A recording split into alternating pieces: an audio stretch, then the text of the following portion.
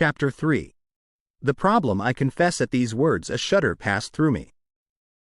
There was a thrill in the doctor's voice which showed that he was himself deeply moved by that which he told us.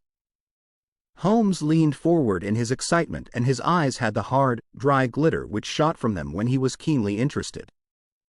"You saw this?" "As clearly as I see you." "And you said nothing?" "What was the use? How was it that no one else saw it? The marks were some 20 yards from the body, and no one gave them a thought. I don't suppose I should have done so had I not known this legend." "There are many sheep dogs on the moor?" "No doubt, but this was no sheepdog." "You say it was large?" "Enormous." "But it had not approached the body?" "No." "What sort of night was it?" "Damp and raw." "But not actually raining?" "No." "What is the alley like?"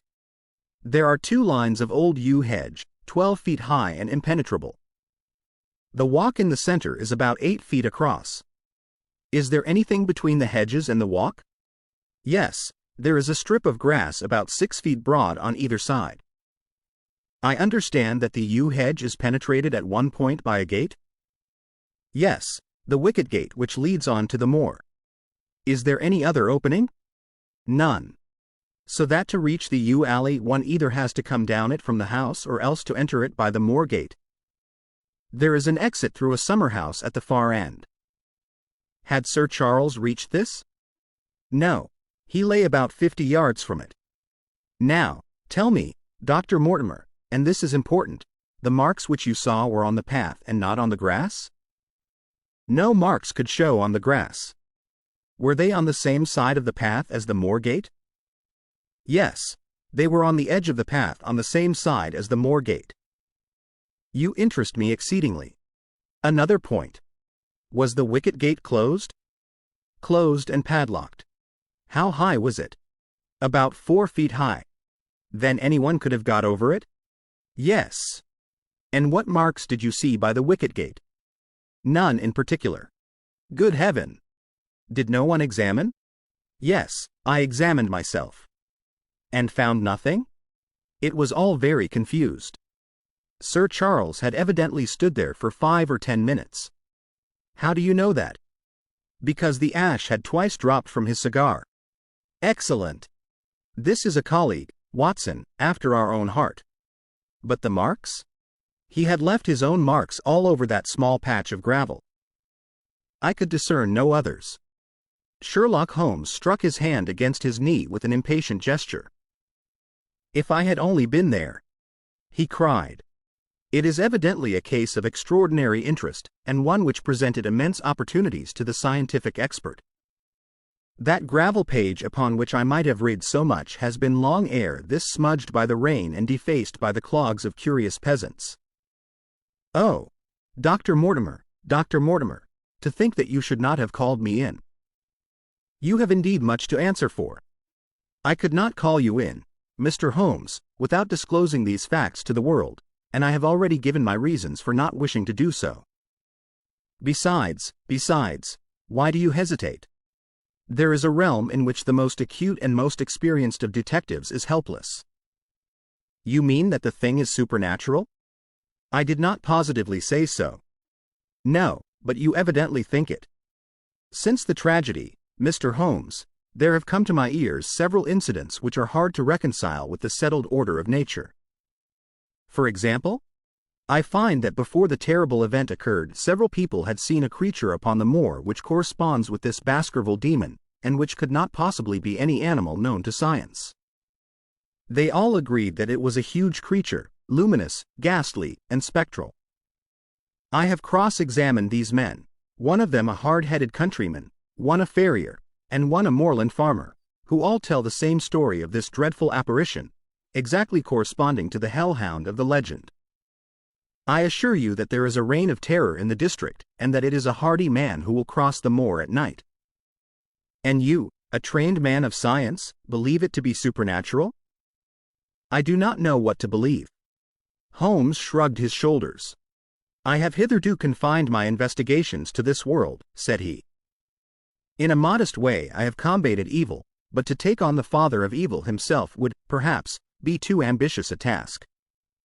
Yet you must admit that the footmark is material. The original hound was material enough to tug a man's throat out, and yet he was diabolical as well. I see that you have quite gone over to the supernaturalists. But now, Dr. Mortimer, tell me this. If you hold these views, why have you come to consult me at all? You tell me in the same breath that it is useless to investigate Sir Charles's death, and that you desire me to do it. I did not say that I desired you to do it. Then, how can I assist you? By advising me as to what I should do with Sir Henry Baskerville, who arrives at Waterloo Station, Drive. Mortimer looked at his watch, in exactly 1 hour and a quarter. He being the heir? Yes. On the death of Sir Charles we inquired for this young gentleman and found that he had been farming in Canada. From the accounts which have reached us he is an excellent fellow in every way. I speak not as a medical man but as a trustee and executor of Sir Charles's will. There is no other claimant, I presume? None. The only other kinsman whom we have been able to trace was Roger Baskerville, the youngest of 3 brothers of whom poor Sir Charles was the elder. The second brother, who died young, is the father of this lad Henry. The third, Roger, was the black sheep of the family. He came of the old masterful Baskerville strain, and was the very image, they tell me, of the family picture of old Hugo. He made England too hot to hold him, fled to Central America, and died there in 1876 of yellow fever. Henry is the last of the Baskervilles. In 1 hour and 5 minutes I meet him at Waterloo Station. I have had a wire that he arrived at Southampton this morning. Now, Mr. Holmes, what would you advise me to do with him? Why should he not go to the home of his fathers? It seems natural, does it not? And yet, consider that every Baskerville who goes there meets with an evil fate. I feel sure that if Sir Charles could have spoken with me before his death he would have warned me against bringing this, the last of the old race, and the heir to great wealth, to that deadly place. And yet it cannot be denied that the prosperity of the whole poor, bleak countryside depends upon his presence. All the good work which has been done by Sir Charles will crash to the ground if there is no tenant of the hall. I fear lest I should be swayed too much by my own obvious interest in the matter, and that is why I bring the case before you and ask for your advice. Holmes considered for a little time. Put into plain words, the matter is this, said he. In your opinion there is a diabolical agency which makes Dartmoor an unsafe abode for a Baskerville. That is your opinion. At least I might go the length of saying that there is some evidence that this may be so. Exactly. But surely, if your supernatural theory be correct, it could work the young man evil in London as easily as in Devonshire. A devil with merely local powers like a parish vestry would be too inconceivable a thing. You put the matter more flippantly, Mr. Holmes, than you would probably do if you were brought into personal contact with these things. Your advice, then, as I understand it, is that the young man will be as safe in Devonshire as in London. He comes in 50 minutes. What would you recommend? I recommend, sir, that you take a cab, call off your spaniel who is scratching at my front door, and proceed to Waterloo to meet Sir Henry Baskerville. And then? And then you will say nothing to him at all until I have made up my mind about the matter.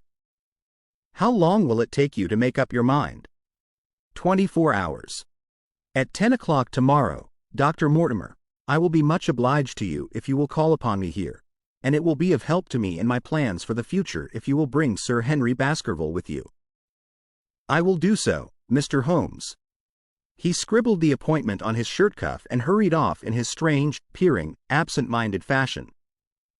Holmes stopped him at the head of the stair. Only one more question, Dr. Mortimer. You say that before Sir Charles Baskerville's death several people saw this apparition upon the moor?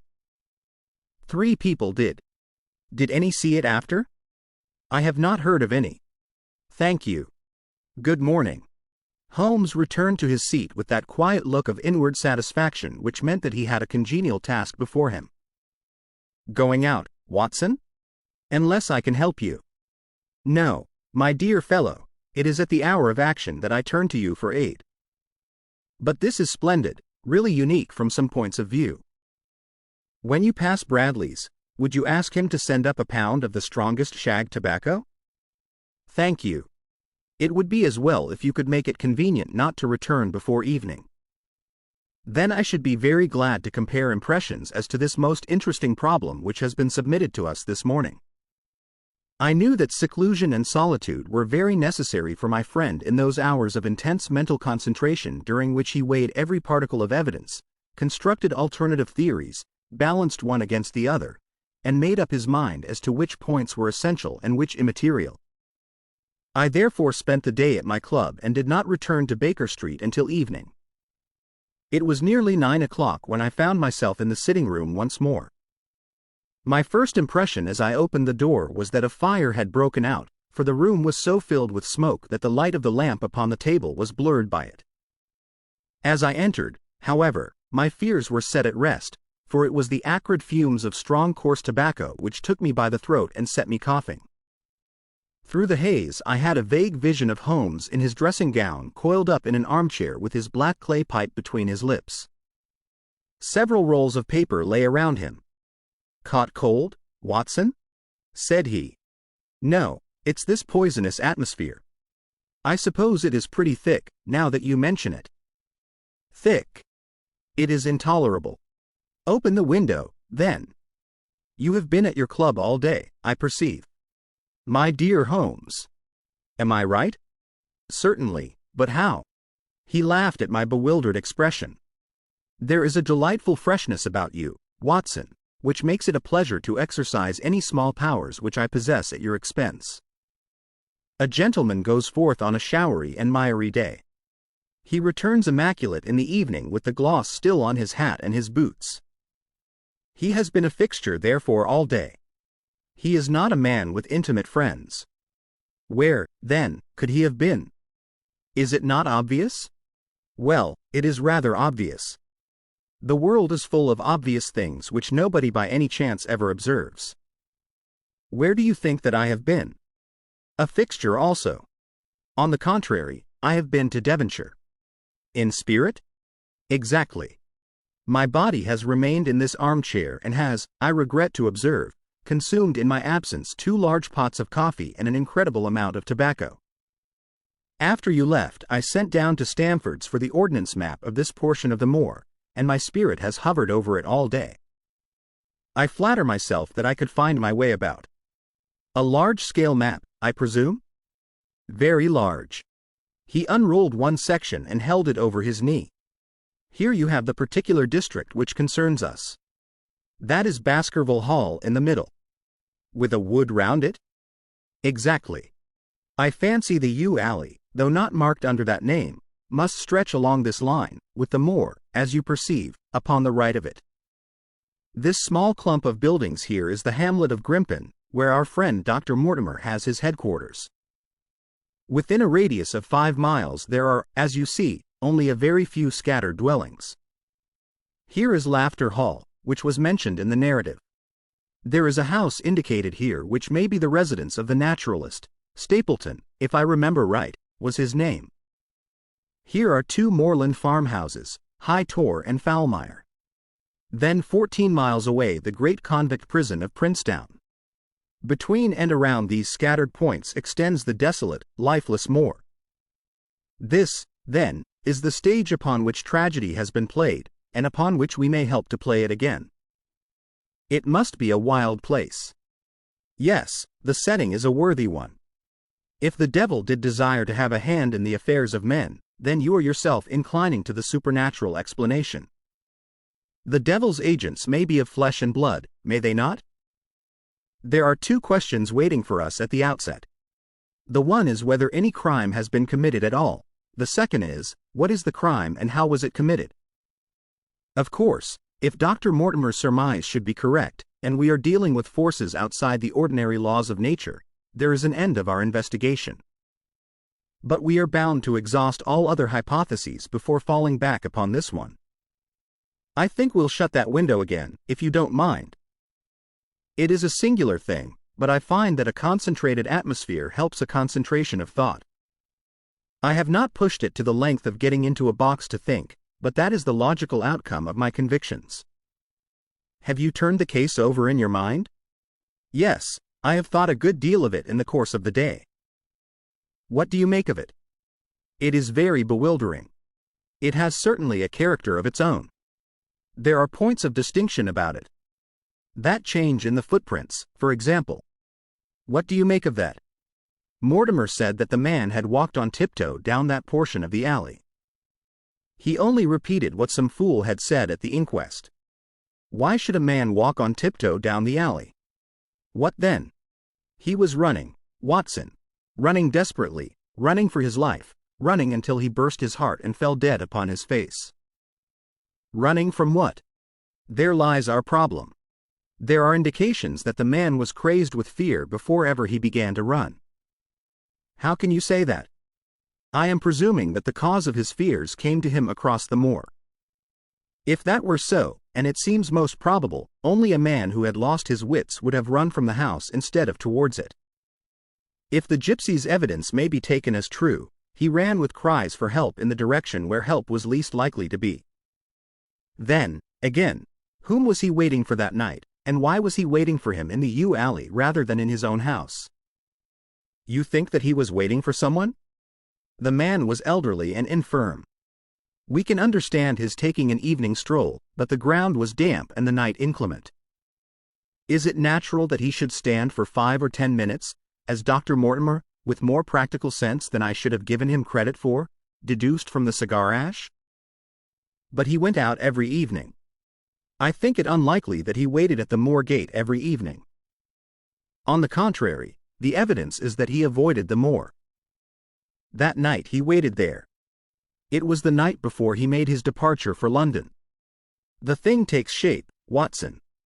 It becomes coherent.